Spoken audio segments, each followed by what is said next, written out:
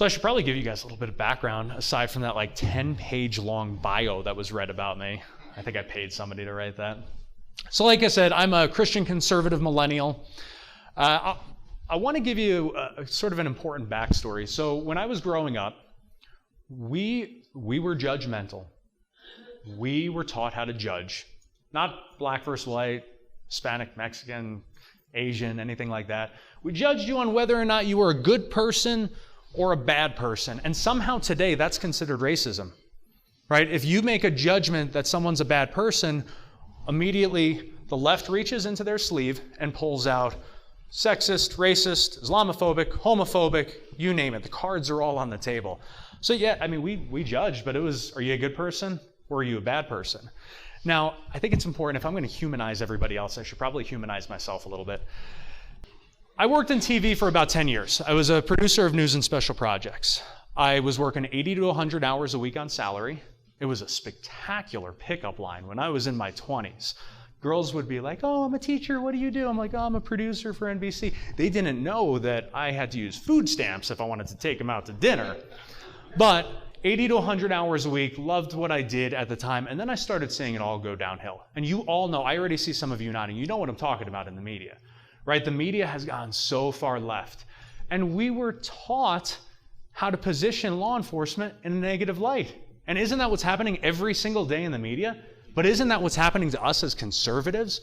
We are being painted in a negative light because we love our God, we love our country, we love our family, and we want a future for our kids that's better than the future that we even had for ourselves. How is that? Can anybody tell me how that is a bad thing to want a country that is better for our kids than we had for ourselves? And so I took a buyout package. It was 2008, 2009, and I started a company called the Silent Partner Marketing. Now, the whole idea was that we would operate silently on behalf of our businesses that we worked with. We would design and execute their marketing strategy, soup to nuts. You wouldn't know it was us, you thought it was the business.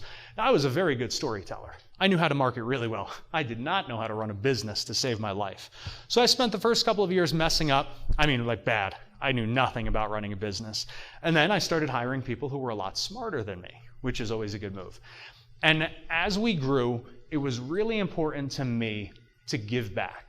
That's part of how I was raised. That's part of being a Christian, is that if you are blessed with these incredible gifts, you owe it to your faith, to your community, to your country to give back. And so we started a campaign called Behind the Uniforms. Now, I'm going to get to that in a second, but our company produces about 10,000 videos a year. We spend about $12 million a year on Facebook, Instagram, Google. Now, I see you guys cringing right now because most of you hate those platforms. And I understand, and I hate them too. But it's also how people are consuming media. And we have to understand that, because as conservatives, we're sitting around like, whoa, when's the next Facebook coming out? Right? We need the new conservative face. Guys, I'm going to be straight up with you. The next Facebook is not coming anytime soon. You can listen to everything that you want to hear because we're all in our own echo chambers. Let's be honest. I'm in my own echo chamber. I open up Facebook, I open up Instagram. I'm surrounded by conservative content.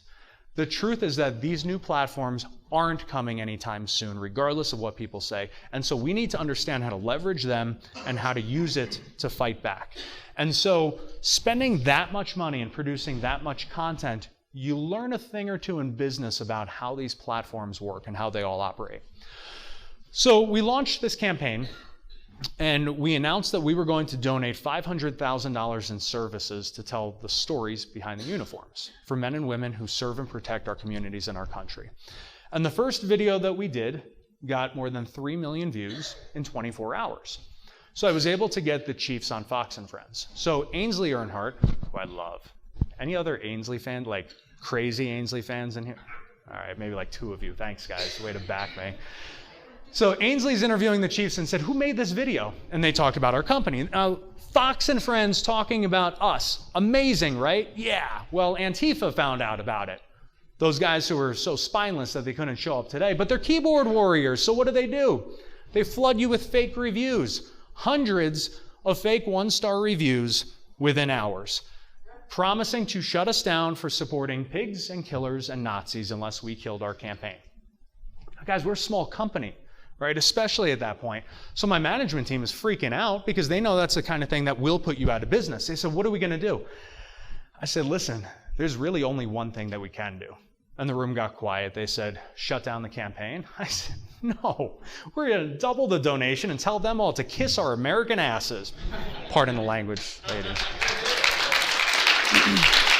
But like, that's not enough, right? You're going to war with keyboard warriors. We can't just run our mouths. No, we needed to destroy them. So I was blessed at that point to have about 70,000 followers on Facebook.